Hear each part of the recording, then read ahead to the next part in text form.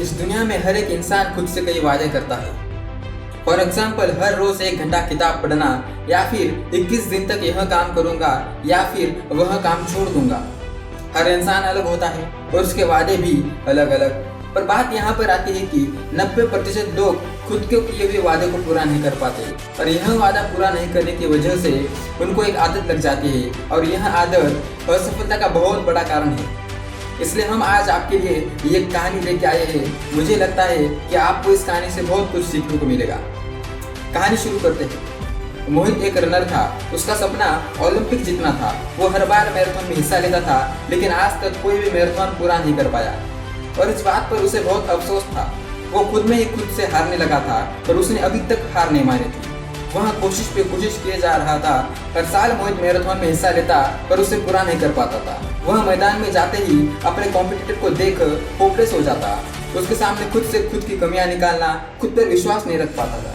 लेकिन हर साल की भांति इस साल भी मैराथन शुरू होने में सिर्फ 2 ही महीने बचे थे।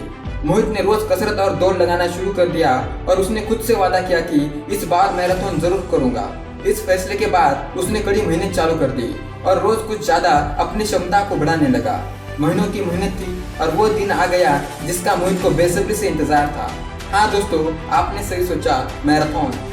मोहित मैदान पहुंचा और हर बार की भांति इस बार भी होपलेस होने लगा, मगर अंदर से आवाज आई, मैं कर सकता हूँ, आसान है। बाकी सब रनर्स के साथ मोहित ने भी दौड़ शुरू किया, लेकिन कुछ देर तक दौड़ लगाने के बाद उसके पैरों में दर्द होने लगा।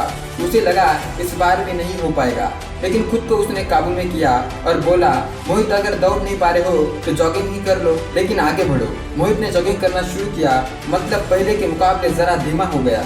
कुछ आगे बढ़ने के बाद उसके पैरों की नसें खींचने लगी। मोहित को अब मैराथन पूरा करना नामुमकिन सा लगने लगा, मगर अंदर से आवाज आई, जॉगिंग नहीं कर पा रहे हो तो चलते हुए रेस को पूरा करो, चलते रहो, रुको मत, मैराथन पूरा करना जरूर है। और फिर वह चलने लगा। उसकी गति काफी धीमी हो गई थी। सारे रनर्स उससे एक एक करके आगे निकलते जा रहे थे। मोहित उन्हें देखने के अलावा कुछ भी नहीं कर पा रहा था। तभी अचानक लड़खड़ा कर वह जमीन पर गिर पड़ा।